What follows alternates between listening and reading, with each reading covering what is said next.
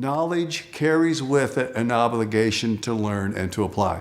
I've worked with many CEOs across different countries on nutrition. I've worked on nutrition as a byproduct of doing talks that were in the context of business. But to me, to be able to be the best form of you possible, to actually be able to feel and express, you have to have the vision to play it forward and say, is this the best me I can be to be there for my family, to be there for my children, to be there for my loved ones, just to be there for myself? Am I getting the best out of life? Do I really need to eat that Twinkie? What does it do?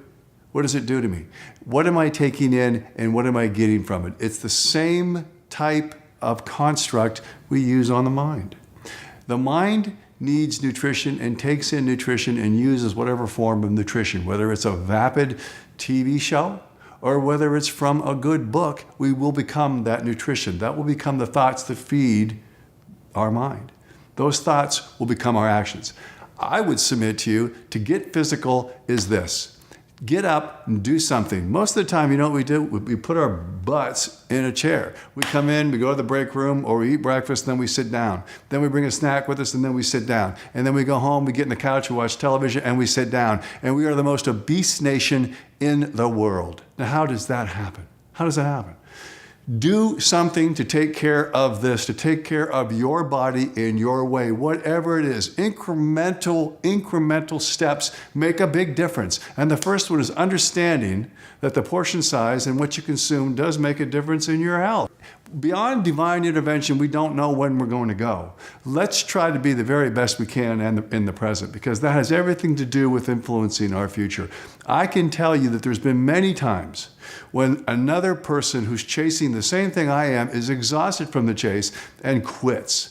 At some point, everyone quits. You must extend that point where you do quit beyond where everyone else quits. You have to keep moving it. It not only comes from the thought, but the body has to be able to support that thought.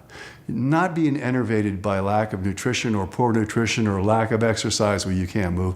It's the ability to move beyond. It's that image that you wish to project because it's real. It has to be you. You won't do it unless it is. You'll do it for a short period of time. You do it around New Year's, you do it for a month, maybe less. You do a half-ass effort. You say, I'm going to try, maybe, I'm going to start tomorrow. Don't even try, don't start, don't say it. You're wasting everybody's time. When you really need to do it, it's not chronology. It's not on a clock. It's not by a date. It's not. You can do it at any time. Most of the stuff that I started that was the most difficult in transformation happened around Thanksgiving, happened around Christmas. It was just all part of my ability to think, see something and think, well, if I eat this, it's going to be 20 more minutes running on a treadmill or 30 more minutes doing something in the gym. I just did that balance part, thought it's going to taste good for 2 seconds and throw it out of my head.